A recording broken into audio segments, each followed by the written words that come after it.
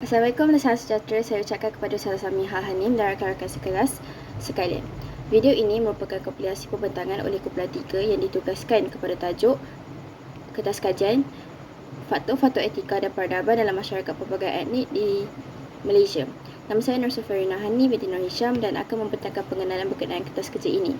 Pengenalan kepada kertas kerja ini terbahagi kepada dua, iaitu definisi peradaban, etika dan pembentukan etika serta peradaban dalam masyarakat pelbagai etnik di Malaysia, serta contoh-contoh beberapa faktor pembentukan etika dan peradaban dalam masyarakat pelbagai etnik di Malaysia.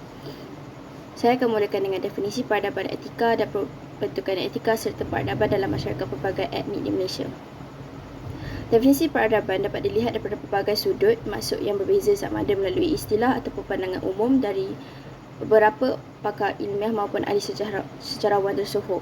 Sebagai contoh, peradaban yang juga dikenali sebagai civilization dalam bahasa Inggeris merujuk kepada istilah tamadun. Civilize adalah petunjuk kepada memperbaiki tingkah laku yang kasar atau kurang sopan untuk menjinakkan dan bagi menyelaraskan keperluan mengikut keinginan masyarakat. Malah kata asal civilization telah diperolehi daripada bahasa Latin iaitu civitas yang juga memberi maksud sesebuah bandar. Dalam bahasa Arab pula, beberapa istilah seperti madaniyah, hadarah atau tamadana digunakan pakai bagi menjelaskan konsep tamadun lebih terperinci. Sebagai contoh, perkataan madana mempunyai dua pengertian, iaitu merujuk kepada perbuatan membuka bandar atau kota serta perbuatan memperhalusi budi pekerti, yang lalu munculnya perkataan madani yang memberi erti pembangunan perbandaran maupun sesuatu peradaban serta kehalusan budi pekerti yang terpuji. Para sarjana yang lain seperti Syed Hawa, Abu Bakar Hamzah dan Hans W. Gutzel telah memilih terma pencapaian dalam bidang material dan spiritual bagi menjelaskan konsep peradaban. Syed Naqvi Al-Atas dan Ahmad bin Kamal pula memilih tema tingkah laku dalam mendefinisikan peradaban. Menurut Syed Naqvi Al-Atas, peradaban ialah keadaan kehidupan insan bermasyarakat yang telah mencapai taraf kehalusan tata susila dan kebudayaan yang luhur bagi seluruh masyarakatnya. Penekanan terhadap aspek dan daya usaha ke arah mengeluarkan masyarakat daripada suasana hidup liar atau nomad kepada hidup berpendidikan dan pembentukan moral tanpa mengira sama ada di timur maupun barat merupakan penjelasan oleh Ahmad bin Kamal bagi makna peradaban secara menyeluruh. Etika pula diperolehi daripada perkataan Greek, ethos, yang membawa maksud sifat karakter, sikap dan adab yang menentukan tingkah laku sesuatu golongan. Dalam bahasa Inggeris pula, etika juga didefinisikan sebagai science moral or science of morals dan prinsip-prinsip moral of moral principles. Menurut Kamus Dewan edisi ketiga pula, etika bermaksud ilmu berkaitan prinsip akhlak atau moral yang menjadi pegangan seseorang individu atau sesuatu kumpulan. Hal ini juga melibatkan tanggungjawab dan akibat tingkah laku seseorang serta profesion seseorang terhadap masyarakat. Etika menurut Islam juga merujuk kepada nilai akhlak atau prinsip moral yang berdasarkan Al-Quran dan Hadis. Etika juga ditakrifkan sebagai ilmu pengetahuan yang mengajar baik dan buruk berdasarkan ajaran Allah dan Rasulnya. Secara ringkas, pembentukan etika dan peradaban dalam masyarakat etnik merupakan inspirasi serta aspirasi kepimpinan negara untuk melakukan perubahan drastik yang lebih dinamik kepada kedudukan negara di mata dunia. Seterusnya, contoh-contoh faktor pembentukan etika dan peradaban dalam masyarakat pelbagai etnik di Malaysia. Faktor-faktor pembentukan etika dan peradaban dalam masyarakat pelbagai etnik di Malaysia telah terbahagi dalam beberapa komponen penting berserta contoh. Pertama sekali, persekitaran geofizikal yang memberi maksud cabang sains semula jadi yang berkenaan dengan proses dan corak dalam persekitaran semula jadi yang bertentangan dengan persekitaran budaya atau persekitaran terbina, domain geografi manusia. Sebagai contoh, geofizikal lantas merangkumi beberapa bahagian di atas dunia bumi iaitu dari segi daratan, lautan dan gunung ganang. Kedua, faktor-faktor pembentukan etika dan peradaban dalam masyarakat pelbagai etnik, terutamanya di Malaysia, juga memberi kesan kepada masyarakat setempat dan demografi. Masyarakat secara seluruh memberi maksud kepada sekumpulan orang yang membentuk sebuah sistem interaksi sosial, di mana sebahagian besar interaksi yang berlangsung berlaku dalam lingkungan sistem sosial adalah lahir daripada individu-individu yang berada dalam kelompok tersebut. Di Malaysia, komuniti masyarakat telah melalui sistem segregasi, asimilasi serta akomodasi seiring sebelum, ketika dan selepas penjajahan kuasa asing. Komponen seterusnya adalah berkaitan ekonomi dan pasaran yang merangkumi aktiviti sara diri, penukaran barang atau sistem barter dan sistem perdagangan dalam seluruh negara. Sistem kepercayaan yang utuh berdasarkan rukun negara juga membantu dalam membentuk etika dan peradaban dalam masyarakat pelbagai etnik. Faktor kedua pula adalah penempatan masyarakat. Bandar, kampung maupun di dalam hutan lantas membuktikan kepelbagaian masyarakat dalam negara Malaysia yang lalu menjurus kepada peningkatan kualiti kehidupan dan peningkatan kehayat dalam kalangan masyarakat. Bukan itu saja, Malah daya reka cipta dalam penciptaan teknologi dan pembinaan membuktikan berkesannya pembentukan etika dan peradaban dalam masyarakat pelbagai etnik di Malaysia serta di negara-negara asing yang lain. Selanjutnya, kelahiran dan pengembangan daya kreatif oleh masyarakat tempatan turut menyokong usaha dalam pembentukan etika dan peradaban dalam negara Malaysia dari dulu sehinggalah ke masa depan yang akan datang.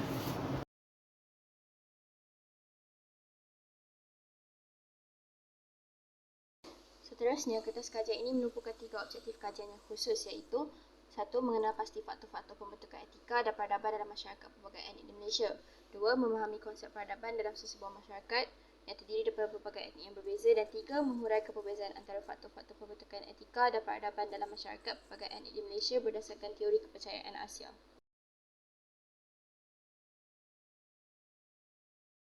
Di samping itu, kami sekumpulan telah mengumpulkan beberapa artikel berkait rapat dengan tajuk kertas kajian ini yang dapat dijadikan sebagai bukti kukuh dalam menyokong faktor-faktor pembentukan etika dan peradaban dalam masyarakat pelbagai etnik di Malaysia.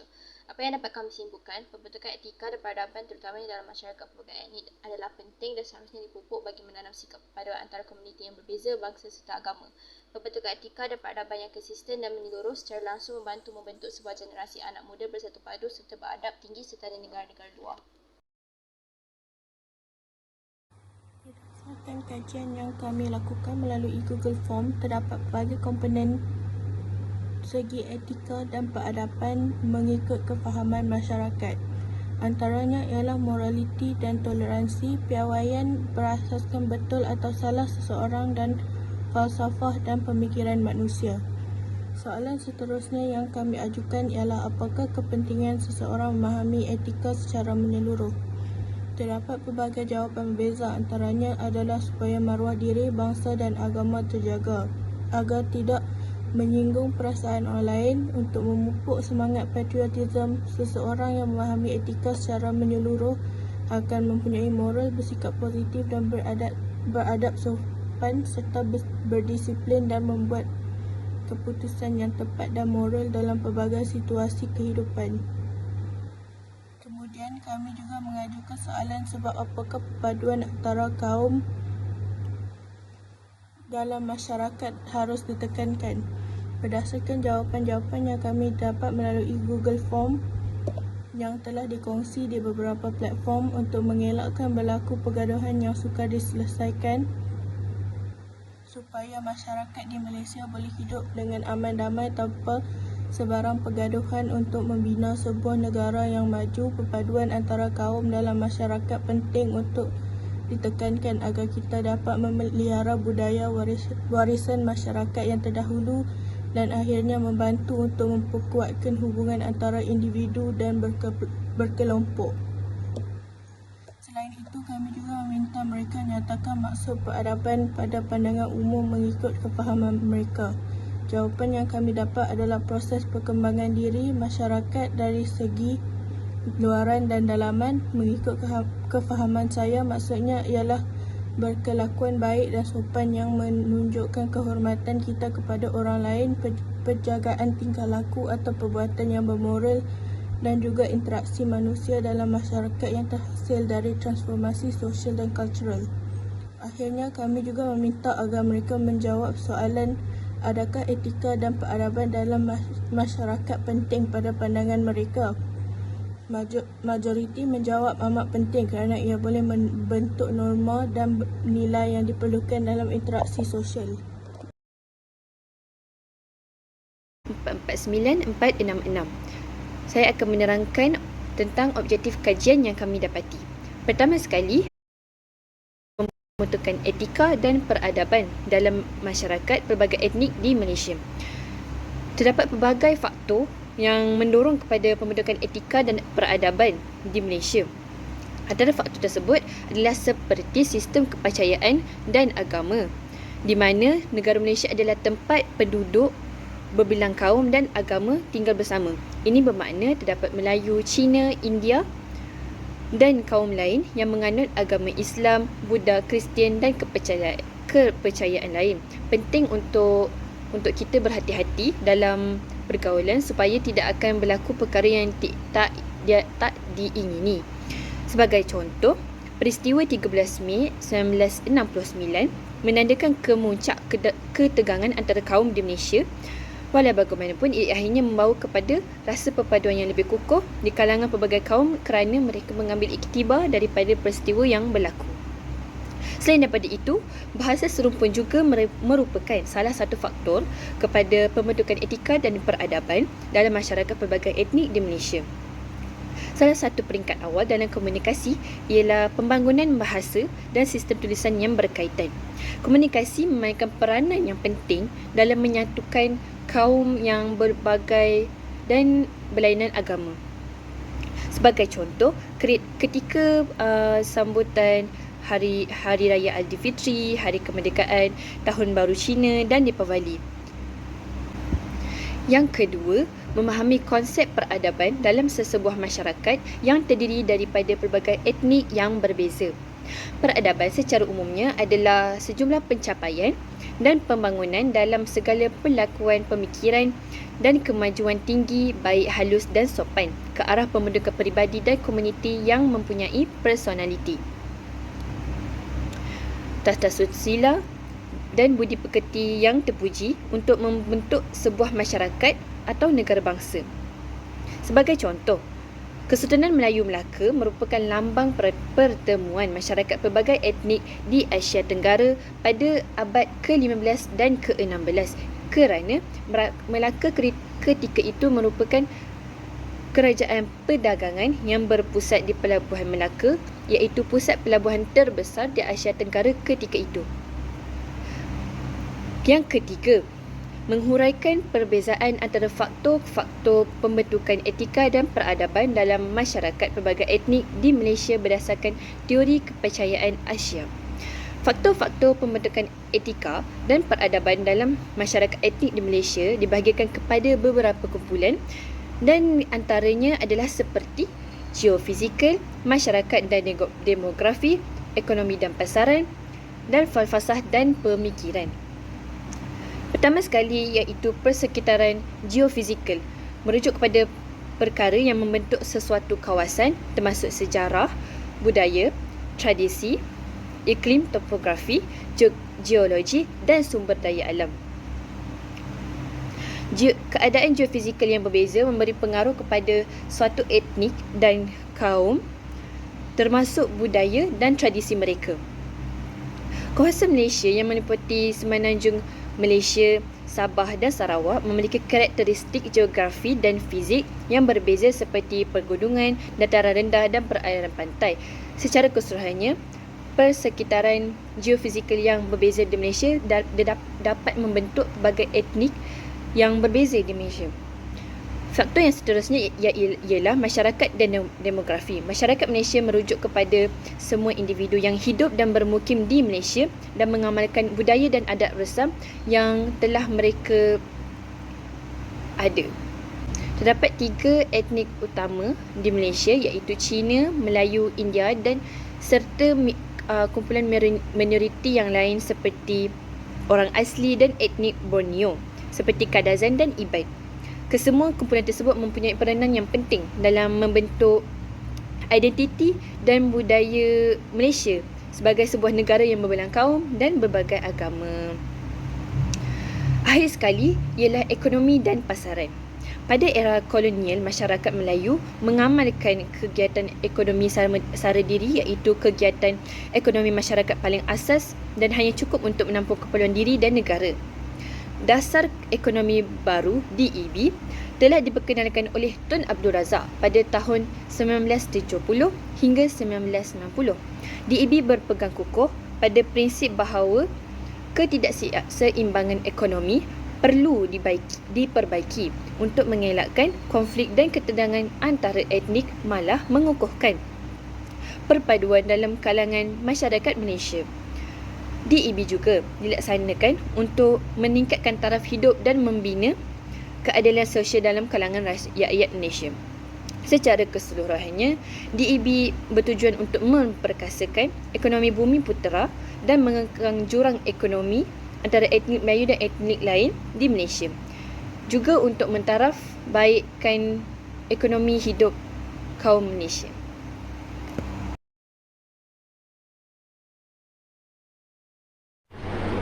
Assalamualaikum dan selamat sejahtera. Nama saya Sofia Nabila binti Muhammad Razi dan kumpulan kami akan teruskan dengan kebaikan serta cabaran etika dan peradaban. Asas kehidupan manusia di luar bandar dibina di atas akhlak dan tamadun yang menjadi kayu pengukur untuk mengukur setiap kemajuan sesebuah negara. Tingkah laku individu mengikut peraturan yang dipersetujui bersama adalah penting untuk mencapai tahap tamadun yang tinggi. Kepatuhan sedemikian memupuk perancangan dan pelaksanaan aktiviti yang cekap dan teratur membolehkan ahli masyarakat mencapai maklumat mereka.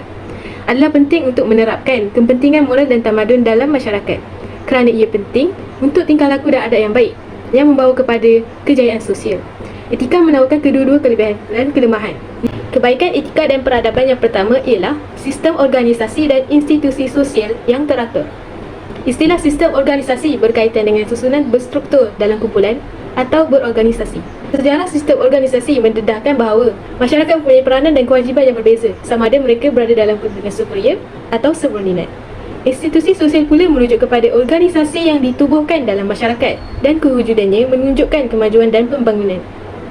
Tambahan pula, selok-belok bahasa dan sistem tulisan menjadi petunjuk kepada tahap tinggi tamadun sesebuah masyarakat. Selain itu, sistem perundangan memainkan peranan penting dalam mengawal kelakuan manusia dan berkait rapat dengan nilai dan prinsip agama. Sebagai contoh, dalam Islam, ajaran tentang akhlak dan etika bersumberkan Al-Quran, hadis dan teks agama. Selain itu, kewujudan sistem kepercayaan agama yang tersusun adalah amat penting kerana ia memupuk pemahaman yang lebih mendalam tentang Tuhan dan menggalakkan kesejahteraan keseluruhan masyarakat. Seterusnya, falsafah dan pemikiran. Kajian falsafah dan pemikiran memainkan peranan penting dalam membentuk sifat etika dan peradaban Malaysia yang pelbagai. Orang Melayu mempunyai sejarah yang kaya dalam mengembangkan falsafah dan pemikiran mereka untuk meningkatkan pemahaman serta tentang agama dan meningkatkan kualiti hidup mereka. Falsafah tradisional dan moden berbeza kerana falsafah tradisional sudah mempunyai matlamat yang telah ditetapkan, manakala falsafah moden membolehkan individu memilih matlamat dan kaedah mereka sendiri untuk mencapainya. Kebaikan seterusnya, mencorakkan masyarakat berbilang kaum di Malaysia. Di Malaysia, sebuah negara yang mempunyai penduduk yang pelbagai adalah penting untuk menerapkan nilai-nilai etika dan peradaban yang selaras dengan budaya timur negara. Antara ciri-ciri masyarakat mereka ialah berbudaya, berkelompok, berkomunikasi, mempunyai organisasi sosial dan mempunyai perubahan dalam sesuatu perkara. Ini akan membawa kepada kemajuan peribadi ekonomi, politik, sosial dan teknologi. Akhirnya mewujudkan masyarakat yang aman dan makmur. Dengan memupuk budaya nilai etika dan beradab, negara dapat mengurangkan kelaziman masalah moral serta jenayah. Seterusnya, kita akan memasuki kepada cabaran etika dan peradaban. Cabaran yang pertama adalah proses pembentukan kelompok masyarakat. Malaysia terdiri daripada masyarakat berbilang kaum. Hal ini kerana dari sudut sejarah, masyarakat di Tanah Melayu melakukan proses migrasi yang menyebabkan perubahan keseluruhan keadaan kehidupan masyarakat Tanah Melayu. Pada peringkat awal, ia bukan mudah untuk dibentuk kerana setiap kaum memiliki fahaman, amalan, ras dan pemikiran berdasarkan etnik yang berbeza antara satu sama lain. Namun begitu, memandangkan Malaysia mempunyai kepelbagaian kaum, agak sukar untuk mewujudkan integrasi nasional, seterusnya negara bangsa. Sebagai contoh, konflik 13 Mei 1969 yang mencetuskan perbalahan antara beberapa kaum di Tanah Melayu, hasil kurang persefahaman yang wujud antara kaum. Cabaran yang terakhir adalah cabaran psikologi dan pembinaan karakter. Cara seseorang menjalani kehidupan mereka, termasuk etika dan tamadun mereka, mempunyai kesan yang besar terhadap psikologi mereka, membentuk ciri dan hubungan mereka dengan orang lain. Menangani cabaran psikologi dan pembinaan sasiah seperti mengurangkan stereotip dan barat sebelah antara kaum dan menggalakkan integriti moral adalah penting untuk membina identiti nasional yang kukuh di Malaysia. Tugas membina jati diri yang kukuh dalam kalangan rakyat Malaysia penuh dengan cabaran seperti pengaruh budaya luar dan trend yang memudaratkan daripada sumber luar. Penyertaan budaya dan amalan negatif yang bercanggah dengan nilai Islam dan syariah boleh mendatangkan kesan buruk. Malaysia adalah sebuah negara yang menerima kepelbagaian dengan pelbagai kaum dan bangsa wujud bersama. Walau bagaimanapun, kepelbagaian ini adalah membawa kepada salah faham dan konflik apabila timbul persepsi yang berbeza. Akibat kebencian dan perkauman berdasarkan perbezaan budaya, agama serta ilmu memudaratkan keharmonian negara. Adalah penting bagi setiap rakyat Malaysia berusaha ke arah menghapuskan sikap negatif ini untuk memastikan kewujudan bersama secara aman.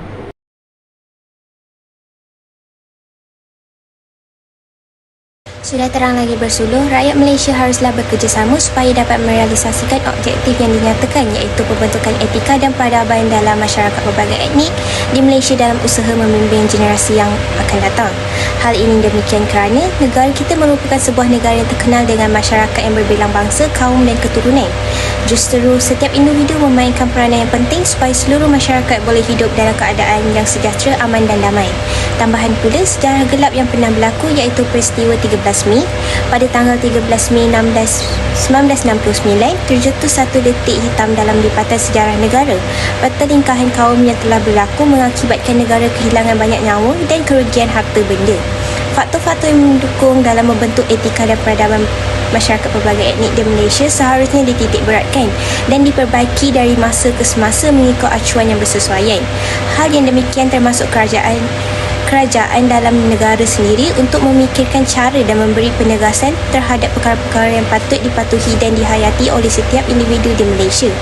Kemajuan sesebuah negara itu bermula dari sistem pemerintahan yang mantap dan sosiopolitik yang kukuh. Secara tidak langsung, penduduk di negara tersebut juga akan maju dan berpendidikan dengan adanya sistem pemerintahan yang mantap. Contohnya disebabkan sistem pendidikan yang lebih canggih, memudahkan pelajar untuk mendapatkan sumber dengan lebih pantas dan menjimatkan masa. Konklusinya, pembentukan etika dan peradaban dalam masyarakat pelbagai etnik di Malaysia amatlah penting dalam usaha membimbing generasi yang akan datang. Sekiranya kita tidak menitik beratkan hal ini, ia mungkin boleh mengakibatkan wujudnya individu yang tidak bertanggungjawab dan bersikap negatif.